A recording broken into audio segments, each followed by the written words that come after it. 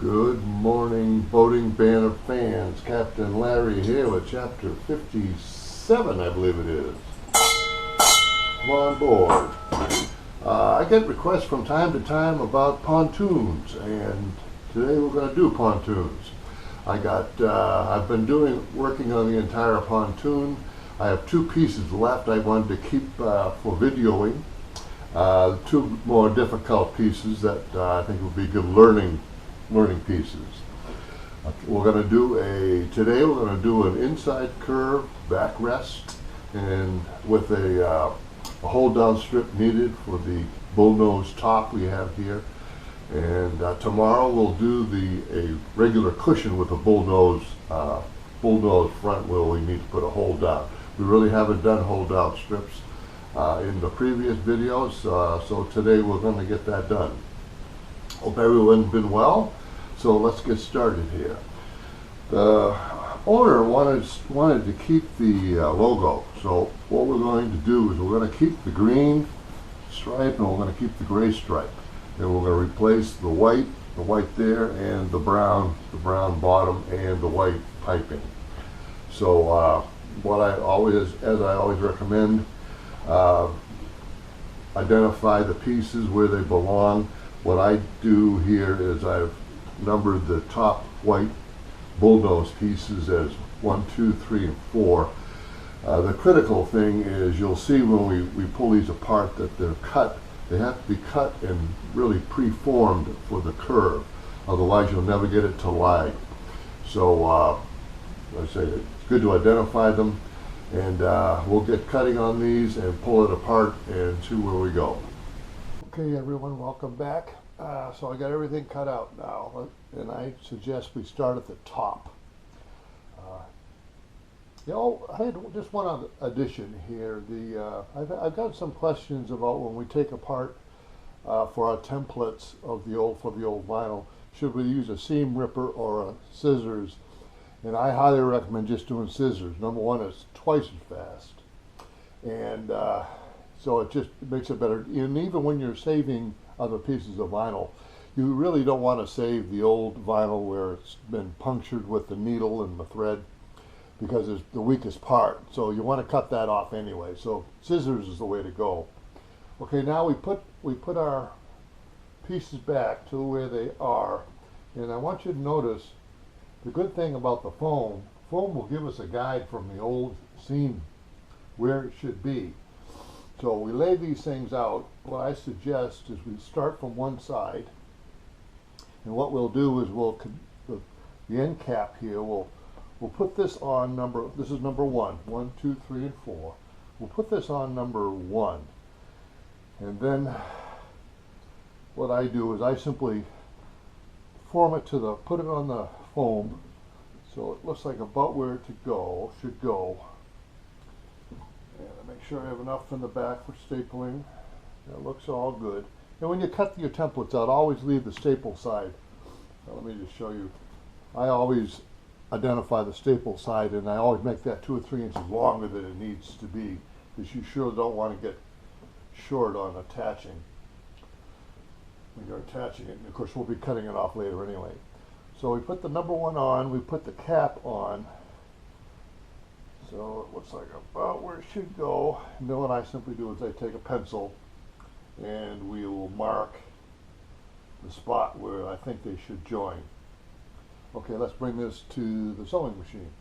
Okay, I forgot to do it up there, but you notice I draw my lines where I think they should connect in the center, and I staple it, so we'll keep it there. Here's my new fabricator. Watch this baby run. Again, we have our 2 lines now. We had one where we cut, and we had our inside line, which is going to be our seam sewing line. And this is where the fabricator really should show its metal, because you want to go really slow here. Follow that inside line you made. When you start rolling these curves, you need to roll your end cap in as you sew, nice and slow. See that nice control we have? Easy does it now. Roll it in. Let it stay on that line.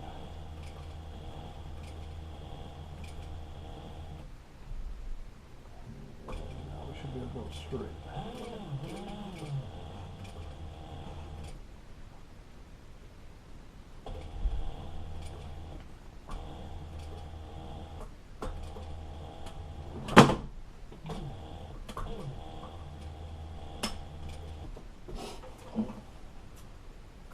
Okay, I come back to the place where we started,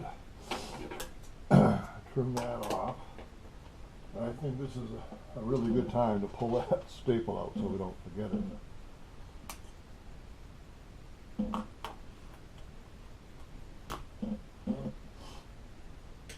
And now we'll do the other side. I just simply flip it over. We got our leading threads. We can hold them. I start a little bit behind where I did before. Make sure it should be good. Yeah. Okay, hold my threads. Reverse. Okay, now just keep laying this down, right? Put the needle on the line, you're in a line, and lay that on the end cap edge. Should be able to roll right around here. There we go.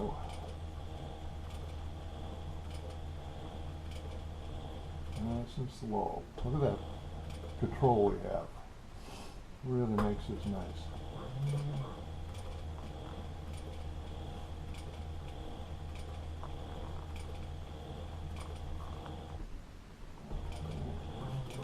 Again.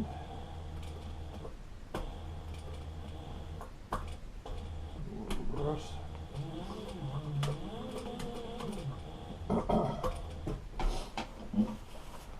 Yeah, what I like to do also when I'm finished with the inside seam, I like to put a double on here. There was not a double in the original product, but I always like to do it because it gives a lot more strength, and I think it looks better too. So let's put a double on there. So all we're going to do, we're going to work on the good side, and remember, I like to put it on the side that's going to be seen, not the cap. So we'll put it on this side. Make sure you have your rollover under, and you follow that inside foot. I like to follow the inside foot right on the line. Keep it kind of straight. The machine does a really nice job going slow, so you have time to do this. Again, we want to pull apart, make sure the seam allowance is rolled over under there, so we're sewing into it.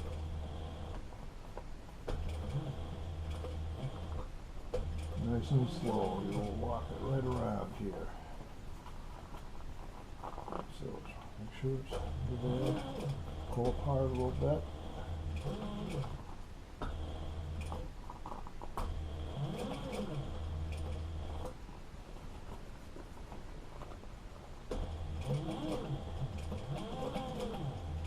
Foot right on the line. Sure our rollover's there. It is. A little pull apart.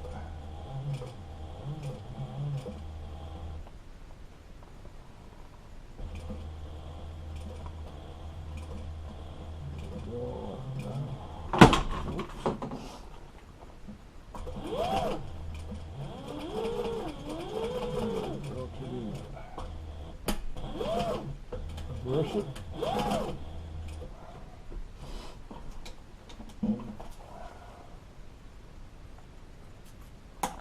There we go. See, that makes it look a lot nicer, don't you think? Massage it a little bit, we'll get all the puckering gone. So see, that will be our end cap. That looks a lot good. Now we'll bring it back, see where it lands on the... Okay, now we got our end cap on. And this is our first piece. Now if we look, there's our template, the foam, the seam, the previous seam. It looks perfect. Look at that, we're following right on that seam. So now we'll just simply take our number 2. Again, we check with the staple in the back, number 2 piece. And we're going to put that even with the front. And then roll it around like that. So once we're comfortable with even,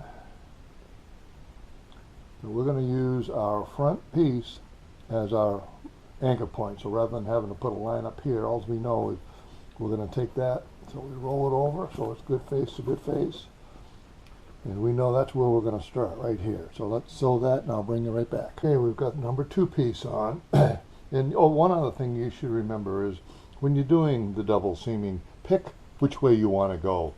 So being that I was on the number 1 piece, I wanted to put the double on number 2, put it on the double 2 piece. Again, the next one will be on number 3, so it will be the same all the way around. Again, as we look, we're pretty good. There's our line from the foam.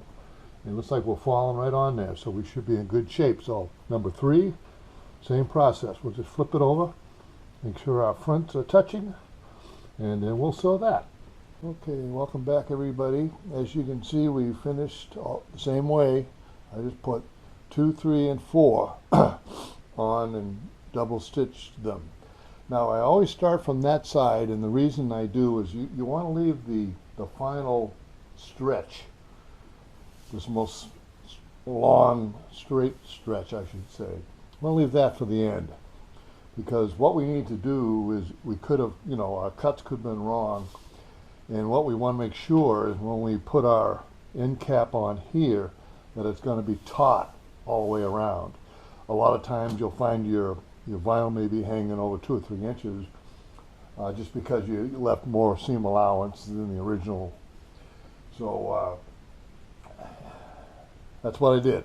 And so pull it to the end, and it looks pretty good. We're right about on the line here. So I think we don't have to cut anything off.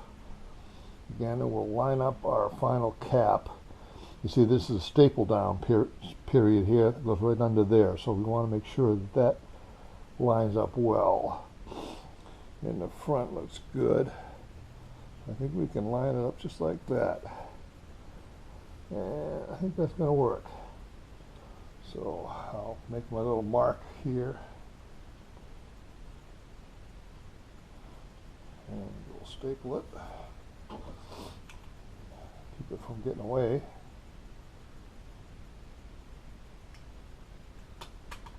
Okay, here we are. We got the top finished.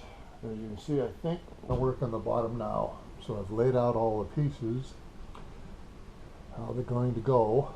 When I did the templates, I marked, the critical part is really making me fall in the right place.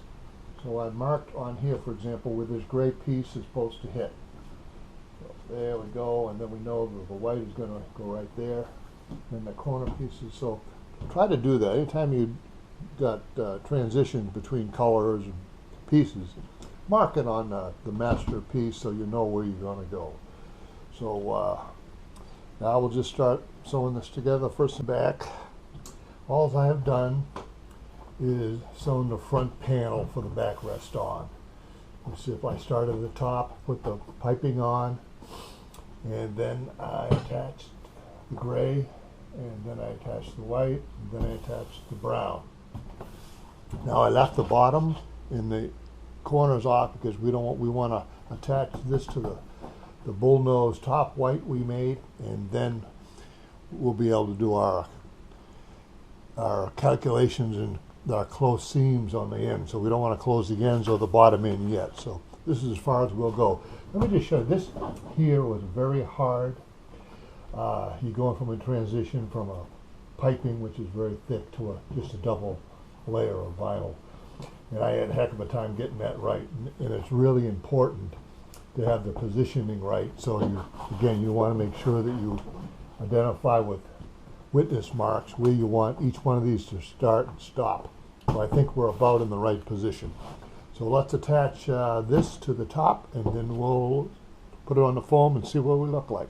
Okay, welcome back here. So now we have the top laid down, and we have the bottom base laid down. So the critical areas here is, remember, because we cut these off, The green and the gray are going to be a little bit smaller than they originally were. So what we have to make sure is that we line up right on these edges. So we got the brown right on the edge, that looks good. The green is wrapping around, that's good. This will attach to that. This will attach to that all the way down. And again, we want to make sure that we have enough to wrap around that side. So it looks pretty good right about here. Also remember, we go back to the original marks on the foam, which will help guide us. So we got enough room there. Look a little long on that one there. I'm not sure how that, I guess we'll be all right. Put it down. Okay, welcome back. We got it. We got the top and the backrest sewn together. Now just do a single there. You can't double that, double seam that, because that's where we need to put the hold down strip later on in the installation. Everything looks pretty good to me. With this side, looks like it's going to fall very good. So that thing will be the end cap is the first thing we'll do. But I want to show you where we got a little issue. Now, if you can see this, we've got like 2 inches too much of brown here that needs to be cut off. The rest of this looks like it's falling pretty nicely, but this one is, for some reason, is off. So what we want to do is we're going to want to do that end cap first, and then pull everything as tight as we can before we put this one on, because we can lose some of that in here when this gets a little tighter when we start doing that. So we don't want to cut off too soon. So okay, as you can see now, we have totally closed off this end. So now this is our anchor point. And we've laid it on there. And now we need to measure that other side before we try to close it off. Remember, this is all going to get pulled in, so we've got to try to keep it close to the foam. And see what we end up with here. Now see, before we had 2 inches, now we have not even an inch. So we still got to trim that off about to there. So we look all right up there. These wrap around, so we're all set. So we just need to trim that off. Before we do that though, I'm going to add this one last bottom piece, so maybe that will pull it in even further. Okay, now we have flipped it upside down and backwards. As you can see, I always put markers on where the gray stripe should go there, the green stripe should go there, so when you're assembling it, it makes it easier to get together. Now I sewed on this and double seamed this bottom plate here. So I made sure we got one in the corner good. Pull that in.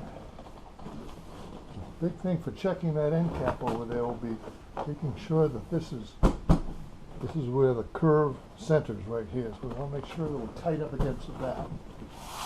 And then we're pulling it down here. All of a sudden, we were 2 inches, we thought we were going to be 2 inches long, we're almost a half an inch short. So basically our original measurements were fine. So I'm going to put the end cap on here, and then we're now finished with the rough fit. See, I got both ends capped off. I didn't have to cut anything off. So our initial cuts and measurements were right. Look, nice, and I double seamed the corner, but looks like our edges are fine. I think when that gets pulled in, everything will be tight. So now I am going to show you the infamous hold down strip that we'll need to be putting in right here to hold the bull nose. This is what it looks like when you're done. Again, rather than normal, this one just sticks out from your seam.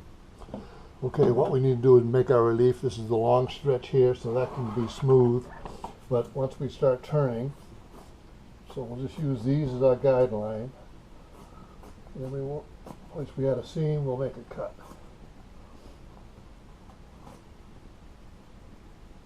That should give us relief when we're stapling. wrapped all the foam with this like saran wrap. You can get it from Sailrite.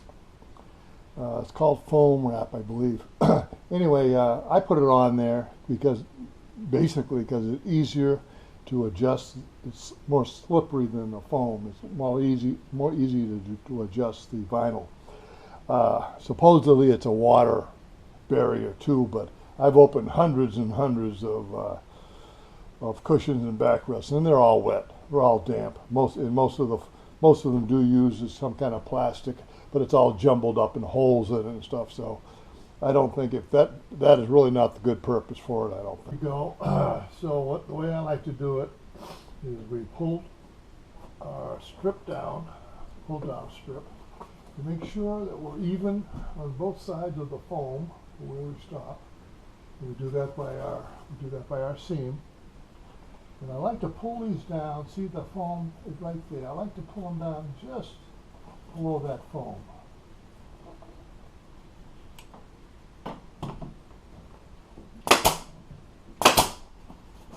Keep checking. You want that as even as you can get it. Also, a good way to check if you can is try to keep this even here.